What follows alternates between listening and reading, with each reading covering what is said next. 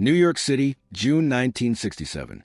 Madison Square Garden, third floor, press conference room.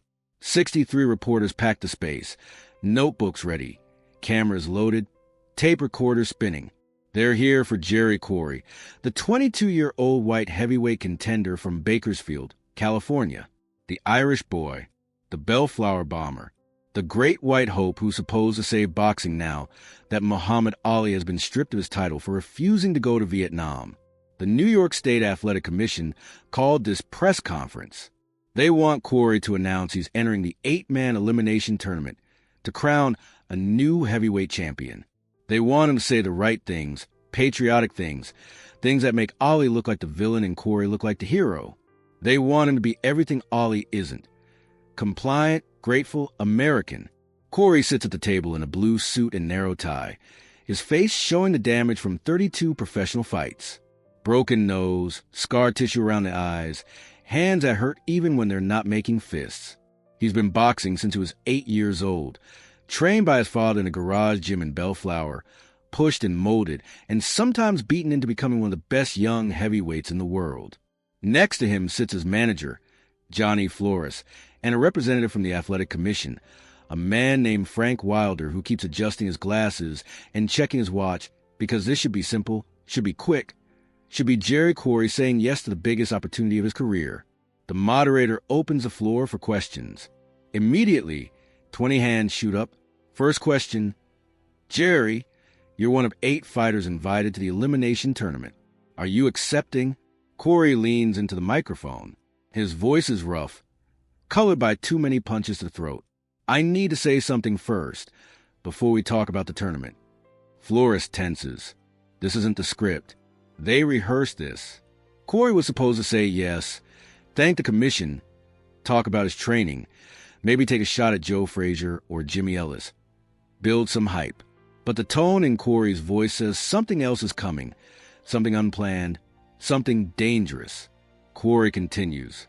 I've been thinking a lot about Muhammad Ali, about what happened to him, about why he's not here and why I am. The room goes completely silent. Nobody expected this. Ali is radioactive right now. Convicted of draft evasion 2 weeks ago. Sentenced to 5 years in prison, though he's free on appeal. Stripped of his title. Banned from boxing in every state. Called a traitor, a coward, an American. The most hated man in sports, maybe in the entire country. And Jerry Quarry, the white contender who's supposed to benefit from Ali's downfall, just brought up his name. Frank Wilder from the commission shifts in his seat, starts to interrupt, but Quarry keeps talking. Ali said he wouldn't go to Vietnam because of his religious beliefs, because he doesn't believe in killing. And they took everything from him. His title, his license, his ability to make a living. They're trying to put him in prison for 5 years. A reporter near the front asks, Jerry, are you saying you support Ali's decision? Quarry looks directly at the reporter. I'm saying I understand it. I'm saying I respect it. And I'm saying what they did to him is wrong. The room erupts. Reporters shouting questions over each other. Cameras flashing. Flores grabbing Quarry's arm under the table, trying to signal him to stop, to think about what he's doing, to consider the consequences. But Quarry pulls his arm away, stands up, leans into the microphone so everyone can hear him clearly. I'm a fighter. That's what I do. I hit people and they hit me and we see who's better. But I'm also a Christian. I go to church. I read the Bible. And everything I learned says that if a man has a sincere religious objection to killing, you don't punish him for it. You respect it. Frank Wilder stands now, tries to end the press conference. Gentlemen, I think we should... Quarry cuts him off. I'm not finished. The authority in his voice stops Wilder. Because Jerry Quarry might be 22 years old and country-raised, but he's been in 32 professional fights. He's been in a ring with men trying to knock him unconscious. He's learned not to back down. Muhammad Ali is the heavyweight champion, Quarry says. I don't care what the commission says. I don't care what the government says. He beat Sonny Liston. He defended his title 9 times. He never lost in the ring. They took his title with a gavel, not with gloves. That doesn't make him not the champion. That makes him wrong. A reporter shouts, So you won't fight for the title? Quarry shakes his head. I didn't say that. I'll fight whoever they put in front of me. But I'm not going to stand here and pretend I'm fighting for Ali's championship. I'm fighting for a vacant title. There's a difference. The real champion is at home, banned from doing what he does better than anyone in the world because he won't kill Vietnamese, people he's never met. Another reporter. Jerry, you realize this could hurt your career? Sponsors might pull out. Fans might turn on you. Quarry's jaw tightens. Then that's what happens. But I'm not going to lie about what I believe just to make other people comfortable. Ali didn't. Why should I? Flores tries one more time to save this. Jerry's just saying he respects all fighters. He respects Ali's achievements in the ring. But he's ready to. Quarry interrupts his own manager. Johnny, stop. I'm not walking this back. I'm not doing the political dance. Here's the truth. I don't agree with Ali on everything. I don't know enough about the Nation of Islam to have an opinion. I don't know if his religious beliefs are right or wrong. But I know this. In America, we're supposed to have freedom of religion. We're supposed to respect a man's conscience. And we're supposed to let people disagree with the government without destroying their lives. He pauses, looks around the room. Ali said no to Vietnam. I respect that. If I got drafted tomorrow, I don't know what I'd do. Maybe I'd go. Maybe I wouldn't. But I know this. If I said no because of my faith, I'd want people to respect that decision. I'd want people to defend my right to follow my conscience. So I'm doing for Ali what I'd want someone to do for me. A reporter near the back stands up. Jerry, are you saying you'd refuse the draft too? Quarry considers carefully. This is the trap question.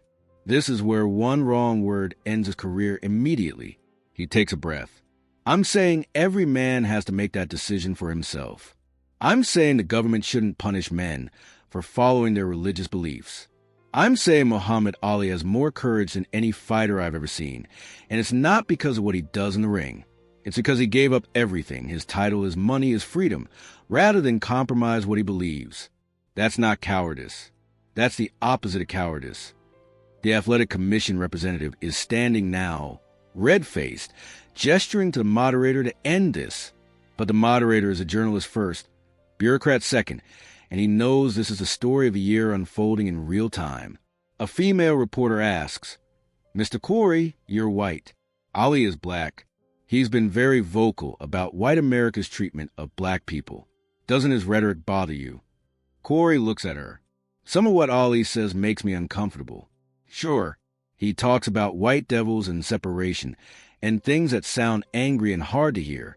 But you know what? I grew up poor. I grew up with my dad hitting me when I didn't train hard enough. I grew up hungry sometimes. And I'm white. I can't imagine what it's like to grow up with all that and also be told you're less than human because of your skin color. He leans forward. Ali's angry. He's got a right to be angry. What he says isn't always pretty, but it's honest. And I'd rather deal with honest anger than polite racism. At least with Ali, you know where you stand. The room is completely silent now. This isn't just a boxer defending another boxer. This is a young white man from conservative Bakersfield, California, dismantling the entire narrative the establishment has built around Ali's exile. Finally, someone asks the question everyone's waiting for. Jerry, will you fight Muhammad Ali when he's allowed to box again? Quarry smiles. First time he smiled during the entire press conference. In a heartbeat, Ali's the best. I want to fight the best. But I want to fight him because he earned the right to be in that ring, not because some commission decided to let him back in. He never should have been banned in the first place. Frank Wilder from the commission finally manages to end the press conference. Gentlemen, ladies, thank you. That's all for today. But as the reporters rush out to file their stories, Wilder pulls Quarry aside. His voice is low, threatening. You just made a very serious mistake, son. This commission controls who fights in New York. You might want to reconsider your statements. Quarry looks at him, doesn't blink. I said what I said. I meant what I said. If that cost me fights, then it cost me fights. But I'm not apologizing for telling the truth. The next day, Jerry Quarry is on the front page of the New York Times, the Washington Post, every major newspaper in America. White boxer defends Ali. Quarry breaks ranks. Unexpected support for convicted draft dodger. The response is immediate and brutal. Sponsors drop him. Venues cancel appearances. Fan mail turns hateful. He receives death threats. People burn his posters. Radio talk shows tear him apart. A Bakersfield newspaper calls him a disgrace to his hometown. But something else happens too. Muhammad Ali, from his home in Chicago, sends Quarry a handwritten letter. It arrives 3 days after the press conference. The letter says, "Brother Jerry, I heard what you said. I heard you defend me when you had nothing to gain and everything to lose. That's real courage. That's real brotherhood. You're a warrior in the ring and a man of principle outside it. When I get back, we'll fight. And it'll be an honor to share the ring with you. Respect always, Muhammad Ali." Quarry frames that letter, hangs it in his gym, keeps it for the rest of his life. 2 years later, in 1969, Ali finally gets licensed to fight again. His comeback fight is against Jerry Quarry in Atlanta, October 26, 1970. Ali wins by TKO in the third round after opening a cut over Quarry's eye. After the fight, they embrace in the center of the ring. Ali whispers something in Quarry's ear that the cameras don't pick up. Years later, a reporter asks Quarry what Ali said. Quarry smiles. He said, "Thank you for being there when nobody else was. I won't forget it. Nobody will." They fight again in 1972. Ali wins again. But the respect between them never diminishes, never becomes performative or fake, because they both understand something most people don't. That defending someone's right to follow their conscience is more important than whether you agree with their conclusions. In 1974, when Ali fights George Foreman in Zaire, Jerry Quarry is one of the few white fighters who sends a telegram wishing him luck. When Ali wins, Quarry is quoted saying, "The real champion has his title back." Finally, the world makes sense again. In 1999, Jerry Quarry dies at 53 from pugilistic dementia, his brain destroyed by too many punches across too many years. Muhammad Ali, himself struggling with Parkinson's, attends a funeral, speaks at the service, tells the story of the 1967 press conference, tells everyone that Jerry Quarry was one of the bravest men he ever knew, not because of what he did in the ring, but because of what he said when it cost him everything. "Jerry stood up when I was down," Ali says, his voice shaking from disease and emotion. "He didn't have to. He wasn't black. He wasn't Muslim. He didn't agree with everything I said, but he defended my right to say it. He defended my right to follow my conscience. And he did it when the whole country was against me. That's not just courage. That's love. That's what America is supposed to be." The 1967 press conference lasted 17 minutes. 30 seconds of those 17 minutes changed Jerry Quarry's career, damaged his earning potential, made him a target of hatred. But those 30 seconds also made him a hero to people who understood that principles matter more than popularity, that conscience matters more than convenience, that sometimes the bravest thing you can do is defend someone everyone else has decided to destroy. Who in your life needs a Jerry Quarry right now? Who's being attacked, isolated, punished for following their conscience? And more importantly, are you willing to be that person for someone else? Are you willing to stand up when there's nothing to gain and everything to lose? Because that's the test. Not standing with people when it's safe. Standing with people when it costs you. Not defending popular positions. Defending unpopular people who happen to be right.